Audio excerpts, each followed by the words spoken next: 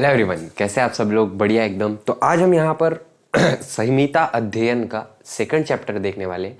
पहला चैप्टर जिन्होंने देखा नहीं होगा, मैं ये रिक्वेस्ट करूँगा वो देख लो। तो स्टार्ट करते हैं हम यहाँ पर सबसे पहले कि वेटेज क्या है फर्स्ट टर्म में। तो फर्स्ट टर्म में देखा जाए तो 10 से 15 मार्क यहाँ से आ जाएंगे। कितने? 10 से 15। चैप्टर बहुत ज़्यादा छोटा है, बहुत ज़्यादा ईजी है। श्लोक याद कर लो, आपको यहाँ से 10-15 मार्क में से 10-12 मार्क मिल जाएंगे अगर 15 मार्क आए तो। ठीक है, यूनिवर्सिटी के पॉइंट ऑफ व्यू से देखें तो सिर्फ 5 मार्क। ठीक है, उससे ज़्यादा यहाँ से नहीं आएंगे। सो ये एनसीआईएसएम के हिसाब से बोलता हूँ मैं, ये 10 मार्क 5 मार्क। ठीक है, मैं मेरे दिल से नहीं बोलता कोई भी चीज़। एनसीआईएसएम की ब्लूप्रिंट के हिसाब से ऑलरेडी डिस्कस की हुई है, आप डिस्क्रिप्शन में जाके देख सकते हो।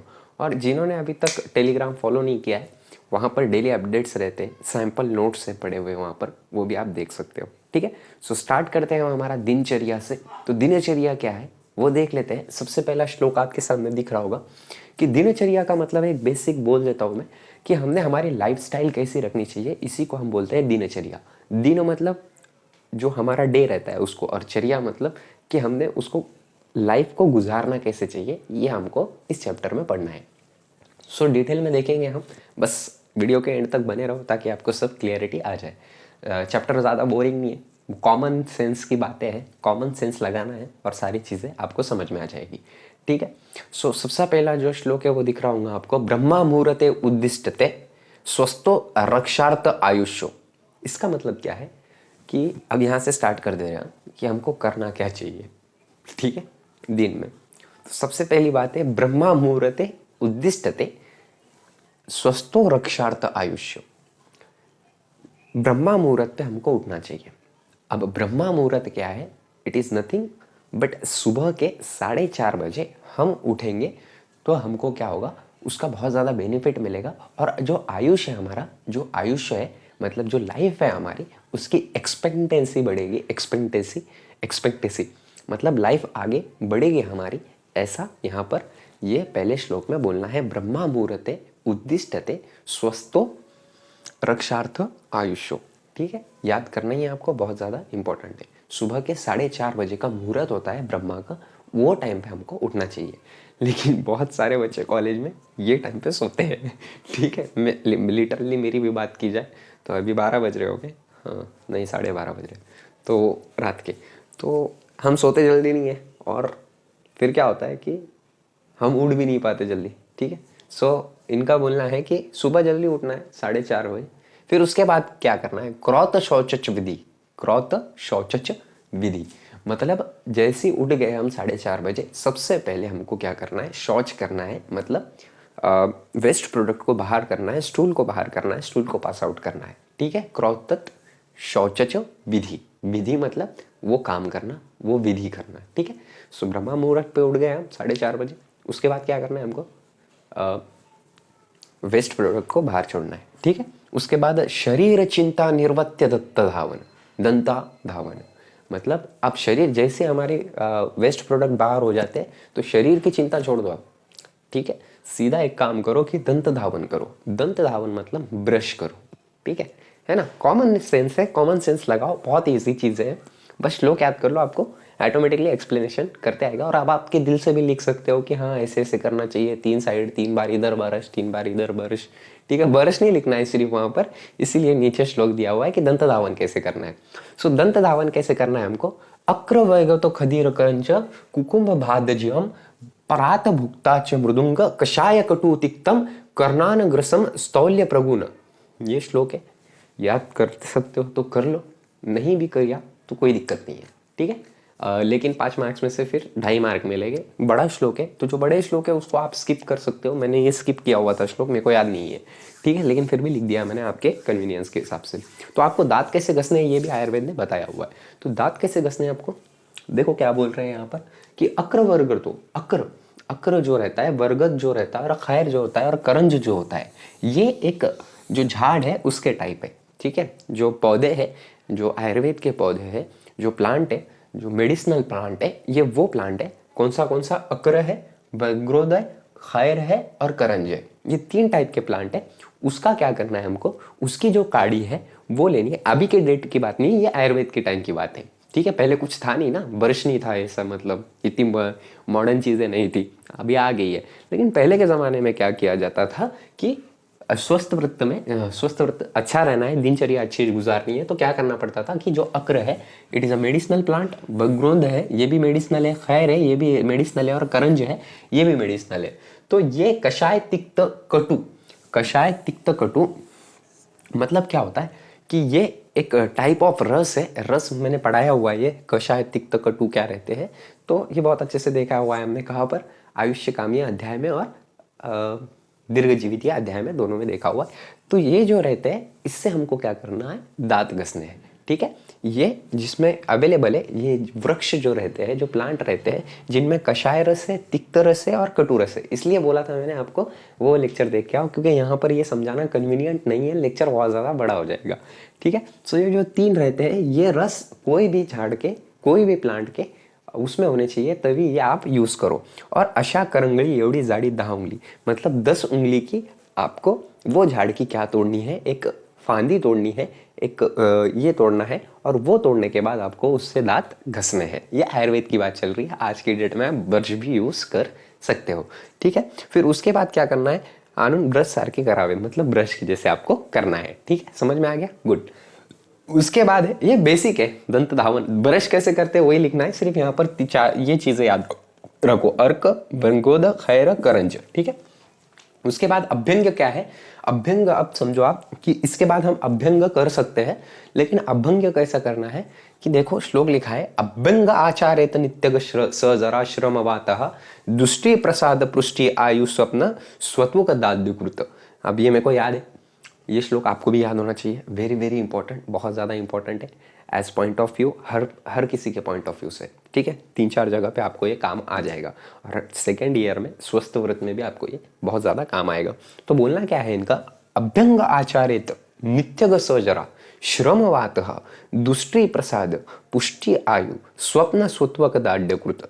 मतलब जो अभ्यंग है हमारा, जो मसाज है, इसको मसाज बोल सकते हो आप, मसाज क्या, जो मसाज करते हैं वो, लेकिन ये तेल यूज करके, कौन सा है, तेल यूज करके, जो भी तेल रहता है आयुर्वेद में, जो भी हमारा लिक्विड रहता है, तेल समझते हो ना आप, ठीक है, जैसे कि नवरत्न तेल हो गया, पैराशूट तेल हो गया, ये तेल नहीं, लेकिन आयुर्वेद के तेल। अब यहाँ पर वो मेंशन किए नहीं गए हुए, लेकिन फिर भी देख लेते हैं कि अभ्यंग करने से क्या होता कि श्रम जो रहता, थकवा जो रहता, टायर्डनेस जो रहता, मसाज करने से टायर्डनेस खत्म होता है। क्या खत्म होता है, टायर्डनेस खत्म होता है, वो करना चाहिए। उसके साथ साथ क्या होता है कि दृष्टि प्रसाद, मतलब जो आईज है हमारे, उसकी जो दृष्टि प्रसाद है, ये देखने में हमको अच्छे से फायदा होता है, किसके लिए, हमारे आंखों के लिए, आइस के लिए ये फायदेमंद होता है, क्या, मसाज। उसके बाद क्या होता है, पुष्टि आयु, और ये आयु को बढ़ाने का भी काम करता है, जो लाइफ है हमारी उसकी एक्सपेक्टेंसी बढ़ाने का काम ये करता है। उसके बाद स्वप्न सुदक, देखो आप मालिश करोगे जब भी तो आपको नींद बहुत अच्छी आएगी, ठीक है,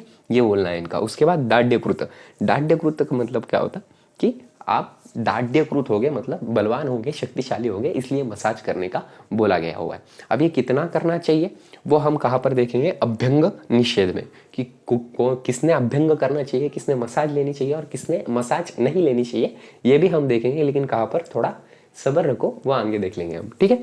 उसके बाद उद्वर्तन, अब उद्वर्तन क्या है, ये मसाज कैसी थी, ये ड्राई नहीं थी, इसमें तेल था ना, कोई टाइप का तेल था इसमें, लेकिन यहाँ पर क्या है, अब उद्वर्तन है, मतलब यहाँ पर ड्राई मसाज है, तेल का यूज यहाँ पर नहीं किया जा रहा है, इट इज नथिंग बट ये उद्वर्तन है, ये तेल का मसाज यहाँ पर नहीं हो रहा है। फिर भी देख लेते हैं हम कि क्या तेल, बिना तेल के मसाज कैसी हो, के फायदे क्या है। तो उद्वर्तन कफहर मेदस प्रविलखन स्थिर करना अंगा नाम त्वक प्रसाद पर, मतलब क्या होता है कि अगर ड्राई मसाज करें हमने बिना तेल यूज किया, तो उससे क्या होता है कि उद्वर्तन का मतलब ड्राई मसाज होता है। कफहर मतलब ये कफ को कम करने का काम करता है। क्या करने का काम करता है, कफ जो दोष है, अब कफ दोष क्या है मैंने बहुत डिटेल में पढ़ाया हुआ है इसके पहले लेक्चर में, वो देख सकते हो आप, ठीक है।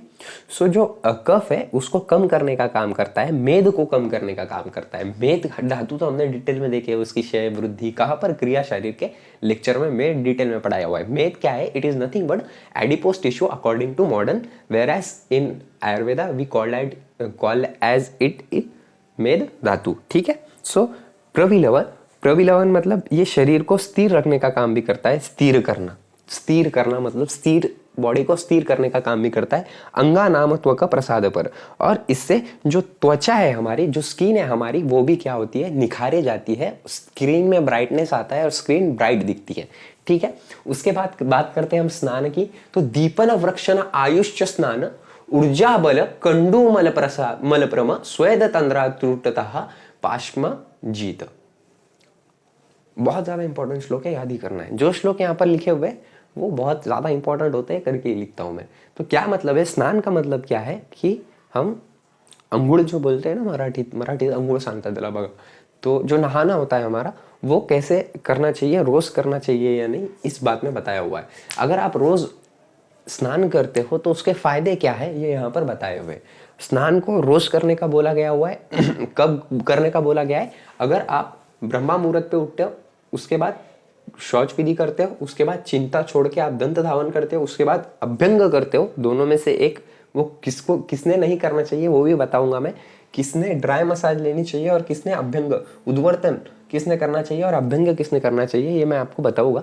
लेकिन पहले ये समझ लो कि स्नान कब करना चाहिए। ये दोनों में से एक करने के बाद हमको स्नान करना है। लेकिन स्नान कैसा करना है, स्नान की वजह से फायदे क्या होंगे हमको अगर हम स्नान रोज करते हैं। तो मेरी पर्सनल बात बोलूँ तो अगर मैं स्नान ना करूँ, रोज मैं नहाऊँ ना, तो मेरे को बहुत अलग फील होता है, मतलब मैं काम ही नहीं कर पाता हूँ।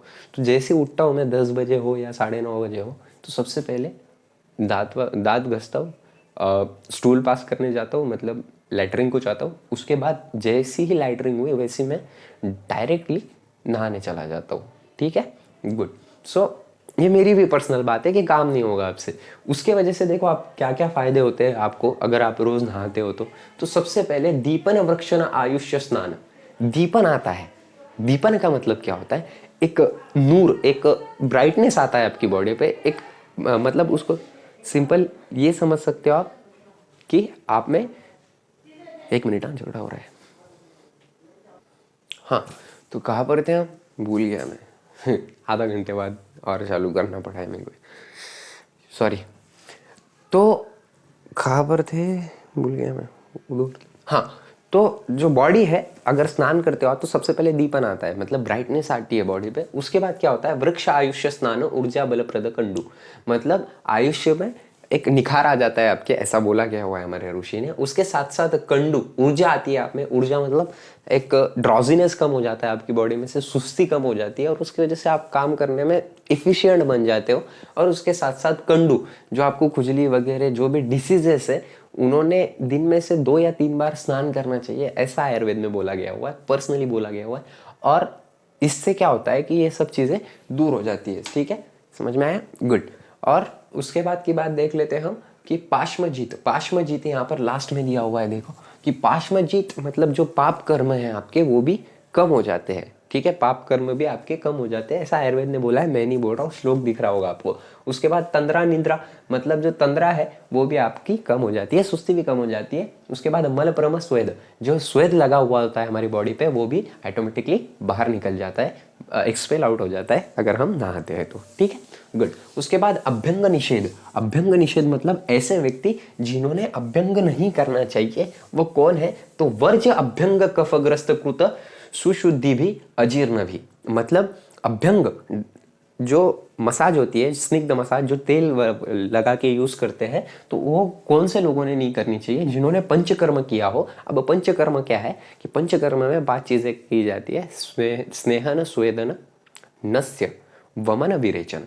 ठीक है, ये 5 चीजें हैं। नस्य मतलब नाक में हम क्या डालते हैं, एक पाउडर डालते हैं जिसकी वजह से नाक के डिसीजेस कम हो जाते हैं। स्नेहन मतलब बॉडी को मसाज करना बहुत ज़्यादा, और स्वेदन मतलब उसको भाप देना। वो आपको पता चलेगा जब कॉलेज में जाएगा, आपको ये समझेगा नहीं क्या बोल रहे हो भैया, कॉलेज में जाके समझ में आएगा, नो नीड टू वरी। जब आप प्रैक्टिस में जाओगे तब समझ में आएगा। ओके, उसके बाद होता है बस्ती, विरेचन। वमन मतलब उल्टी करके जो भी स्टमक में वेस्ट बहुत ज़्यादा गंदगी हो गई वो बाहर निकालना, और बस्ती मतलब बाहर जो आयनस है उससे आपका वेस्ट प्रोडक्ट बाहर निकालना, मेडिसिन देके। ठीक है, तो यहाँ पर पंचकर्म जिन्हें किया है उन्होंने अभ्यंग नहीं करना चाहिए। उसके बाद जिसको कफ की व्याधि है, मतलब जिसमें कफ ज्यादा है उसने भी ये नहीं करना चाहिए, और जो अजीर्ण वाला इनडाइजेशन जिसको है उसने भी क्या नहीं करना चाहिए, अभ्यंग नहीं करना चाहिए, मसाज नहीं करनी चाहिए विद तेल की। लेकिन आप उद्वर्तन कर सकते हो, ठीक है। उद्वर्तन, उद्वर्तन मतलब ड्राई मसाज विदाउट तेल। उसके बाद अंजन क्या होता है, अंजन पता है आपको, मैं बोलता हूँ आपको, काजल, ठीक है, सुरमा काजल वो लगाना चाहिए क्या, तो हाँ आयुर्वेद ने बोला है रोज लगाओ, या फिर 2 दिन में 3 दिन में एक बार लगाओ, और ये रात में लगाना बहुत ज्यादा बेटर होता है, ठीक है, गुड। सो यहाँ पर क्या बोला हुआ है अंजन में, 100 निरांजन नित्य हित अक्षणो ततो भजत। मतलब अगर आप 100 वीरांजन करते हो, आंजन लगाते हो, काजल लगाते हो आंखी में, तो ये फायदेमंद होता है। जैसे मुस्लिम लोग जो रहते हैं ना, तो वो सुरमा लगाते हैं, ठीक है। सो उससे भी बहुत ज्यादा फायदा होता है, सुरमा हो या काजल हो, कोई भी हो, उससे फायदा होता है, ऐसा आयुर्वेद ने बोला हुआ है। क्या होता है उससे, निरांजन के इस्तेमाल से आंखों को हितकर होता है। मतलब जो आंखियां है हमारी, जो आईज है हमारी, उसको ये बहुत ज्यादा हितकर होता है। उसके बाद व्यायाम देख लेते हैं हम। व्यायाम क्या है भैया, व्यायाम मतलब आपकी एक्सरसाइज। तो एक्सरसाइज कैसी होनी, एक्सरसाइज के फायदे, सबसे पहले कि एक्सरसाइज क्यों करनी चाहिए, तो लाघव कर्म सामर्थ्य दीप्तो अग्नि मेदसशय विभक्त घन गात्रत्व व्यायाम तो उपजायते। मतलब देखो श्लोक तोड़ो, लाघव कर्म सामर्थ्य मतलब आपको इससे क्या होगा कि एक एनर्जी मिलेगी, इंटरनल एनर्जी मिलेगी। मैं भी जिम जाता था पहले, अब छोड़ दिया हूँ, ये यूट्यूब में बहुत ज़्यादा लेक्चर रिकॉर्ड करना, थंबनेल बनाना, स्क्रिप्ट लिखना, ये सब चीज़ों की वजह से छोड़ दिया हूँ। अब वापस ज्वाइन करना है मेरे को, ठीक है। सो लाघव कर्म सामर्थ्य, एक्सरसाइज मतलब कैसे भी कर सकते हो आप, कार्डियो हो गई, जो आपको पता है वैसे एक्सरसाइज करने से क्या होता है कि लाघव कर्म सामर्थ्य मतलब आपको काम करने की इच्छा बढ़ जाती है, ठीक है। एक्सरसाइज करने की वजह से आपको क्या नहीं होता है, दीप्तो अग्नि मेदसशय, जो अग्नि है पेट की वो दीप्त हो जाती है, नॉर्मल होने की प्रैक्टिस करती है एक्सरसाइज की वजह से। मेदसशय मतलब जो चर्बी जमी हुई है, मेद एडिपोज टिश्यू जो डिपॉजिट हुआ है बॉडी में, वो भी कम होता है इससे, क्षय होना, मेद का क्षय, क्षय मतलब कम होना, ठीक है। विभक्त घनगात्रत्व, विभक्त घनगात्रत्व मतलब क्या होता है, घनगात्रत्व मतलब जो मसल्स है आपके वो क्या हो जाते हैं, टाइट हो जाते हैं एकदम। देखा होगा ना बॉडी बिल्डर को, मैं तो नहीं हूँ चलो कोई नहीं। उपजायते मतलब ये हो सकता है अगर आप व्यायाम करें तो, ठीक है। सो इसके बाद का देखना है या फिर अगले लेक्चर में देखते हैं, अभी देख लेते हैं, चलो नहीं ना, अगले लेक्चर में देखते हैं, ठीक है। So thank you so much, have a great day.